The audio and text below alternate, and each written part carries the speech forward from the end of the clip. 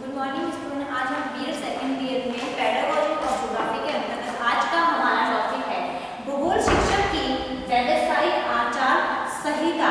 कि जो भूगोल का शिक्षक है वह अपने व्यवसाय में कैसा होना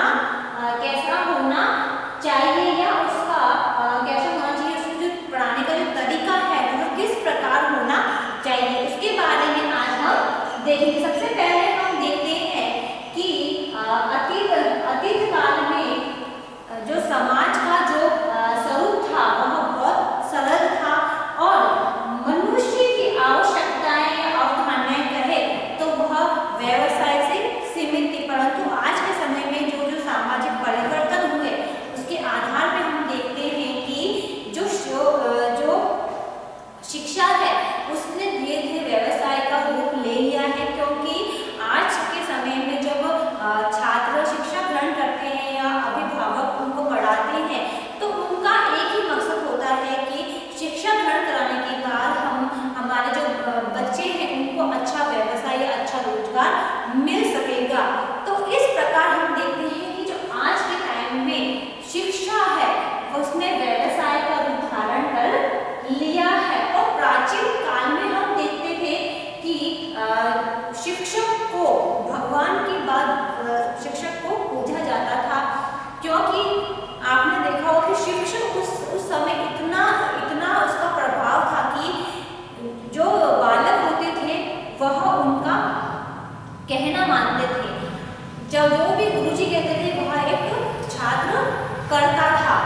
तो इसमें देखा गया है कि प्राचीन काल में तो शिक्षक को गुरु के समान या भगवान के समान मानते, उनका आदर सम्मान करते थे। परंतु धीरे धीरे ये जो शिक्षक को सम्मान मिलना बंद हो गया, क्योंकि जो उनकी आचार संहिता है उनके कारण ही शिक्षक को सम्मान में थोड़ी कसौटी आने लगी है। क्योंकि हम देखते हैं कि विद्यालय महाविद्यालय में जो शिक्षक कार्य करते हैं उनकी जो एजुकेशन होती है वह उनके अकॉर्डिंग अगर नहीं भी होती तो भी उन्हें रख लिया जाता है और उन्हें शिक्षण कार्य करवाते हैं।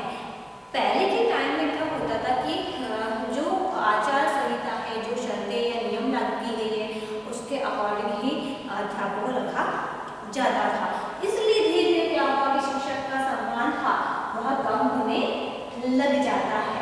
इसके लिए व्यावसायिक आचार विधि में कुछ निम्नलिखित बातें सम्मिलित की गई है जिसके बारे में आज हम देखेंगे। तो हमारा फर्स्ट पॉइंट है इसके अंतर्गत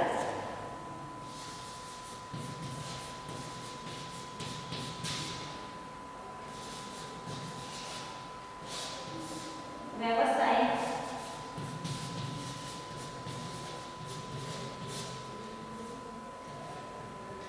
प्रशिक्षण।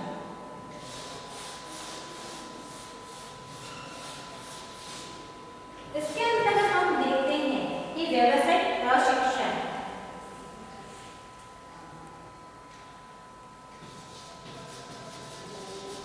अध्यापक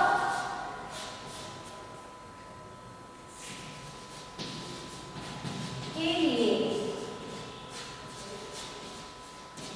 यह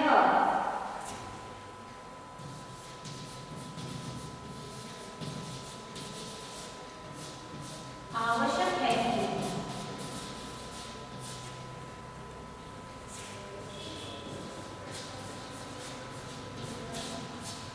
वह पूर्ण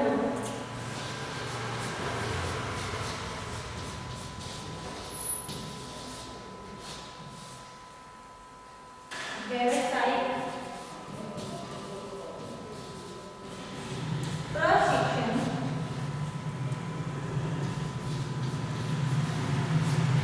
प्राप्त किए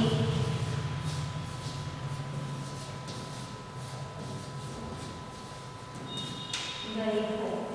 क्योंकि एक अध्यापक के लिए आवश्यक है कि वह भी पूर्ण व्यावसायिक प्रशिक्षण प्राप्त किए गए हो, क्योंकि इसके अंतर्गत देखा जाता है कि अध्यापक को भी अपने व्यवसाय के अंतर्गत बहुत ही ज्ञान होना चाहिए, उनका अच्छी ट्रेनिंग ली जानी होनी चाहिए, तभी एक शिक्षक छात्रों को शिक्षण कार्य करवा सकता है, अन्यथा नहीं करवा सकता।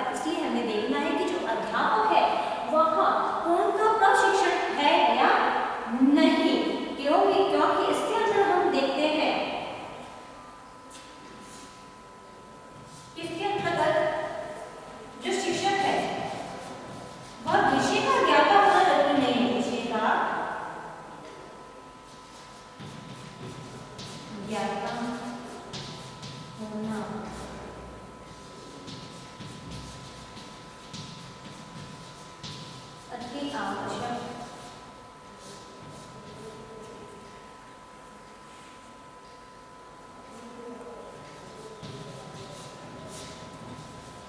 क्योंकि इसके अंदर हम देखते हैं एक शिक्षक को विषय का ज्ञाता होना ही आवश्यक नहीं है, क्योंकि छात्रों को के जो अध्यापक है उन्हें विषय का ज्ञाता तो होना चाहिए, परंतु उसके अंतर्गत उन्हें किन किन शिक्षण विधियों को किन किन शिक्षण विधियों का उपयोग करना है वह भी आना चाहिए, जिससे छात्रों के सामने वह उन शिक्षण विधियों का उपयोग कर सके और साथ साथ जो टॉपिक संबंधित जो समस्याएं आती हैं उनको दूर कर सके। तो इसके अंतर्गत हम देखते हैं कि अध्यापक को विषय का ज्ञाता होना ही आवश्यक नहीं है, उसको शिक्षण विधियां शिक्षण विधियों का ज्ञान होना बहुत ही आवश्यक होता है।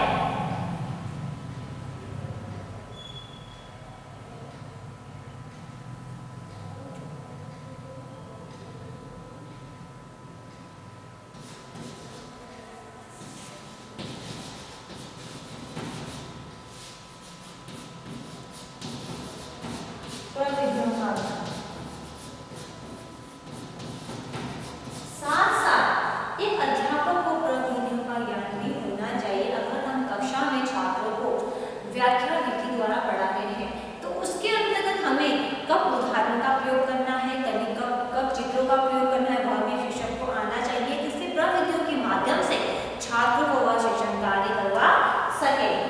तो ये था व्यवसायिक प्रशिक्षण की अध्यापक अपने व्यवसाय में किस प्रकार प्रशिक्षण लेता है, फिर छात्रों को ज्ञान की प्राप्ति करवाता है। अब हम देखते हैं नेक्स्ट पॉइंट।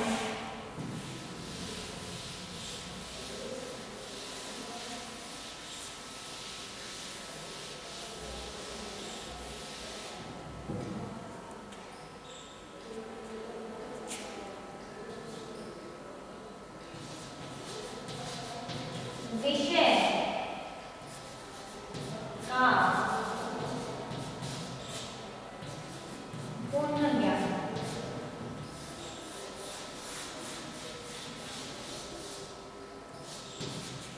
कि अध्यापक को किस प्रकार विषय का पूर्ण ज्ञान होना चाहिए, इसके अंतर्गत हम देखते हैं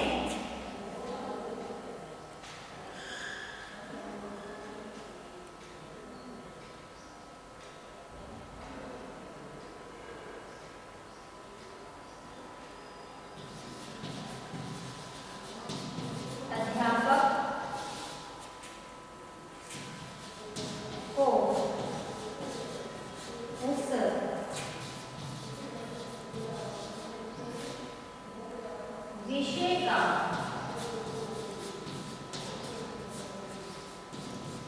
पूर्ण ज्ञान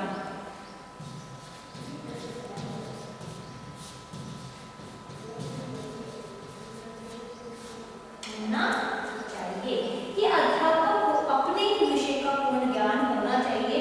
अगर एक अध्यापक को अपने विषय से संबंधित ज्ञान नहीं है तो वह क्लास में उससे लज्जित होना पड़ता है, क्योंकि एक अध्यापक को अपने विषय का संपूर्ण ज्ञान होना चाहिए कि हम जो विषय पढ़ा रहे हैं उसके अंदर क्या क्या चीज़ हमें ऐड करनी है, हम जब पढ़ा रहे हैं तो हमें किन प्रकार के उदाहरण देने चाहिए जो छात्रों को शीघ्र समझ में आए, किस टॉपिक को हमें किस सरल वे में छात्रों के सामने प्रस्तुत करना है, यह सब एक अध्यापक को आना चाहिए, तभी छात्रों में ज्ञानात्मक का विकास होगा, अन्यथा नहीं होता है। इसलिए एक अध्यापक को अपने विषय का ज्ञान होना बहुत ही आवश्यक होता है।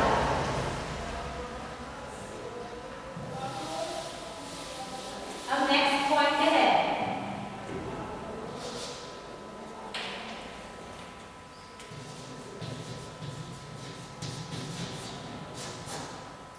व्यवसाय के प्रति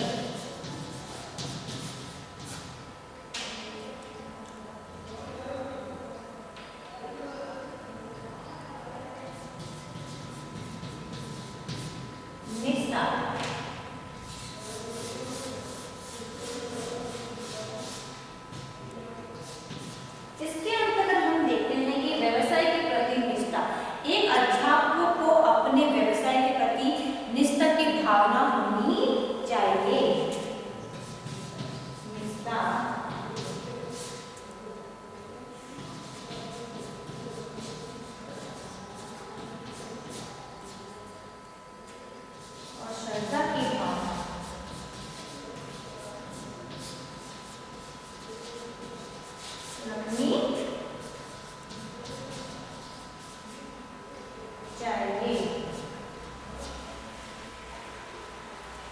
कि अपने व्यवसाय में उसको श्रद्धा होनी चाहिए। जो व्यवसाय कर रहे हैं पूरा निष्ठा से उसका हमें एक अध्यापक को पालन करना चाहिए। उसको मजबूरी में ना मानकर कार्य नहीं करना चाहिए, क्योंकि कुछ जो शिक्षक होते हैं वे क्या करते हैं कि जब किसी भी संस्था में पढ़ाते हैं, विद्यालय पढ़ाते हैं, तो वो अपने मन से उस चीज़ को नहीं पढ़ाते हैं। तो जब एक शिक्षक छात्रों को ज्ञान शिक्षण कार्य करवाएगा तो उसके प्रति उसमें निष्ठा होनी चाहिए, उसमें श्रद्धा होनी चाहिए। जो कार्य हम करवा रहे हैं वो हम मन से करना चाहिए ताकि वह कार्य हमारा सफल हो सके। इसलिए अपने व्यवसाय के प्रति एक अध्यापक को उत्साह और उमंग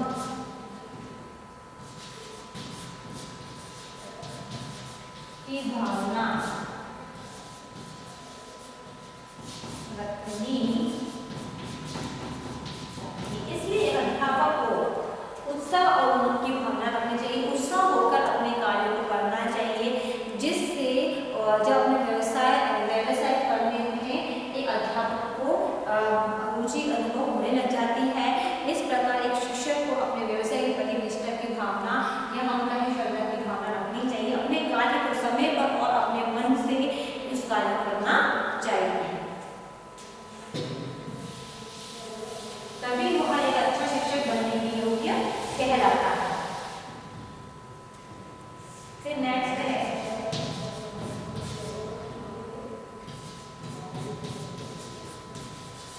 प्रयोगात्मक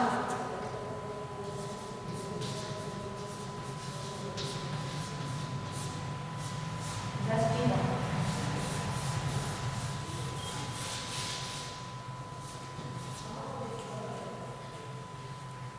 प्रयोगात्मक दृष्टिकोण तो एक अध्यापक को समय समय पर अपने विषय संबंधी प्रयोग भी करने चाहिए।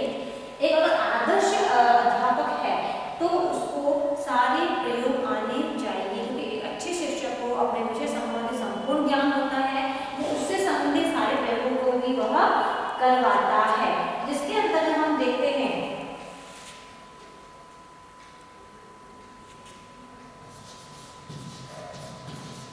के अंतर्गत प्रयोग द्वारा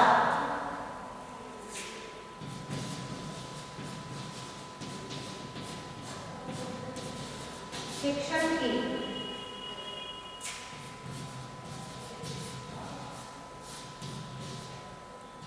नवीन विधियों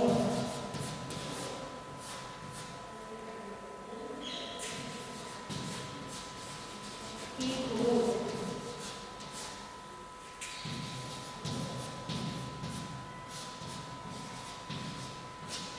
करता है। क्योंकि एक अध्यापक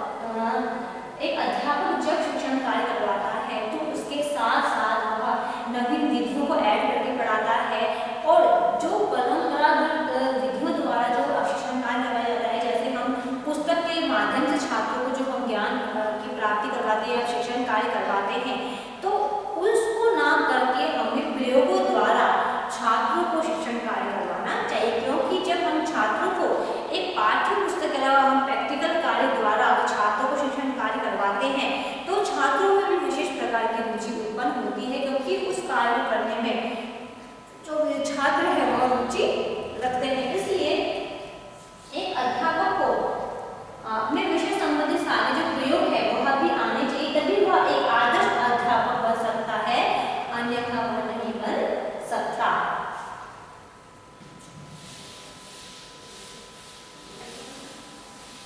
नेक्स्ट है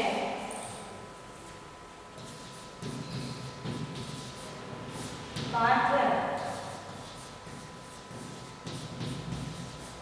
सहगामी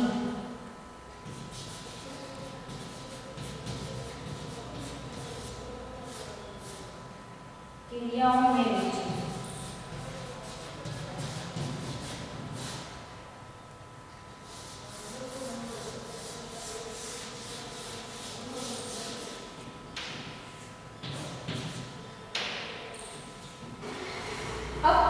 एक अध्यापक को जो पाठ्यक्रम से गामी क्रिया हो उसमें भी रुचि उत्पन्न होनी चाहिए। वर्तमान युग में देखें तो अध्यापक से केवल यह आशा नहीं की जाती है कि वह केवल अध्यापन के कार्यों में निपुणता प्राप्त करे, बल्कि उनसे आशा की जाती है कि वह विद्यालय में आयोजित होने वाली जो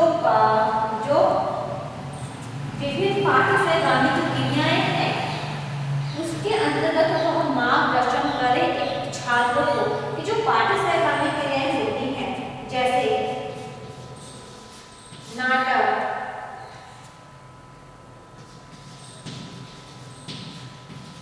स्काउटिंग,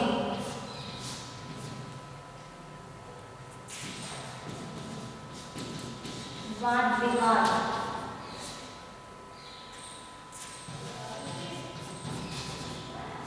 आदि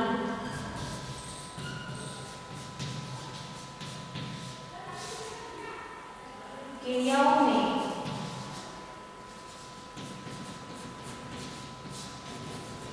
छात्रों का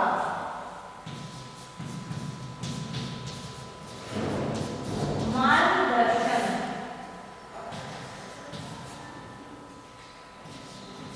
करें, क्योंकि हम एक अध्यापक से ये आशा नहीं कर सकते कि वह अपने सिर्फ शिक्षण कार्य को ही वह करवाए, शिक्षण कार्य में वह पूर्णतः निपुण होना चाहिए, बल्कि उसे विद्यालय में होने वाली जो पाठ्य सहगामी क्रियाएं होनी चाहिए उसमें भी वह छात्रों को मार्गदर्शन करना चाहिए। जैसे नाटक होते हैं, वाद प्रतियोगिता होती है, स्काउटिंग होती है, ये सब क्रियाओं के अंतर्गत जैसे खेल कूद होते हैं उसके अंतर्गत एक छात्रों को वह मार्गदर्शन एक अध्यापक को देना चाहिए और इसके साथ साथ वह उन क्रियाओं को करवाए जिसमें उसको नॉलेज है या जिसमें उसकी रुचि है, उसके अंतर्गत उसको शिक्षक को मार्गदर्शन देना चाहिए छात्रों को।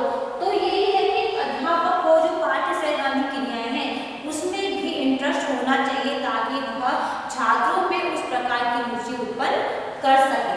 अब नेक्स्ट पॉइंट है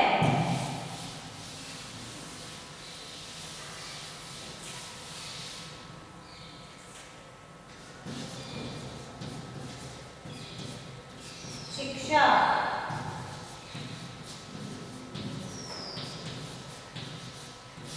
के उद्देश्य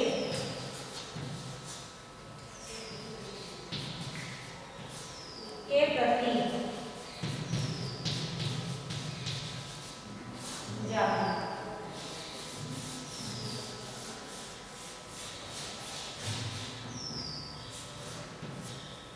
शिक्षा के उद्देश्य के प्रति जागरूक अध्यापक होना चाहिए। आदर्श जो शिक्षक है वह शिक्षा के यथार्थ उद्देश्य के प्रति पूर्णतः जागरूक रहना चाहिए, तभी वह छात्रों को शिक्षा संबंधित उद्देश्य को वह बता सकता है और उसका उद्देश्य छात्रों को केवल पुस्तकीय ज्ञान नहीं देना होता है, उसके अंतर्गत बालक को जो शिक्षा वह दी जाती है उसमें वह अधिक सहयोग करने वाला होना चाहिए। केवल एक शिक्षक नहीं है कि वह क्या करे, छात्रों को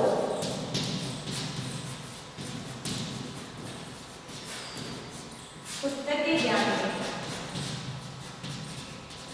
वरन एक शिक्षक इस प्रकार होना चाहिए कि वो पुस्तकीय ज्ञान के साथ साथ छात्रों में शिक्षा संबंधी जो भी कार्य होते हैं या हम कहें जो शिक्षा को महानतम बनाने के जो लक्ष्य होते हैं उनका उसका विकास करना चाहिए, तभी एक शिक्षक अच्छा शिक्षक बन सकता है उसे या उसमें दोनों की युक्त होना चाहिए।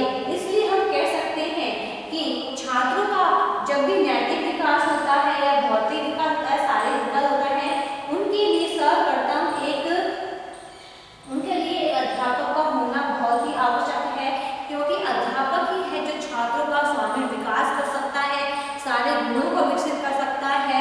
इसलिए कहते हैं कि शिक्षा के जो उद्देश्य है उसके प्रति जागरूकता लाने के लिए एक अध्यापक का बहुत ही बड़ा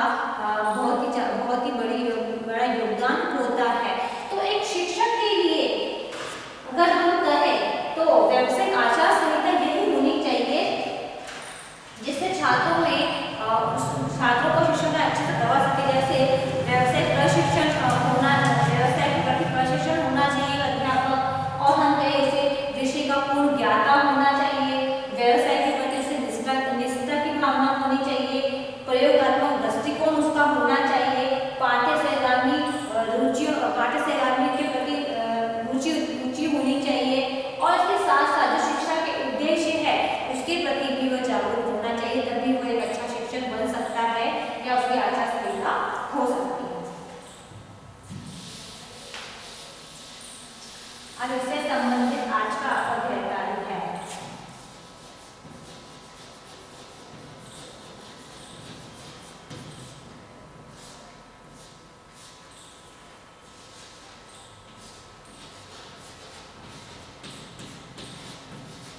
भूगोल शिक्षक की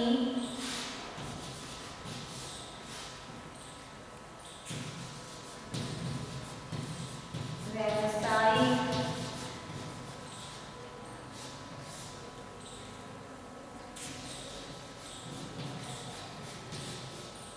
आचार संहिता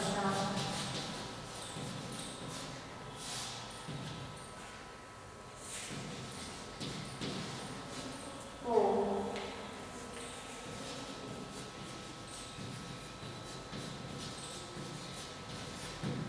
समझाइए।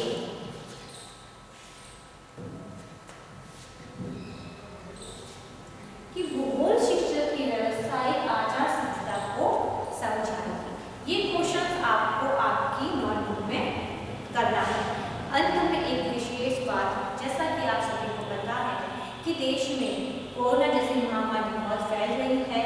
इससे सुरक्षित रहने के लिए अपने मास्क लगाइए, हाथों को सैनिटाइजर करिए।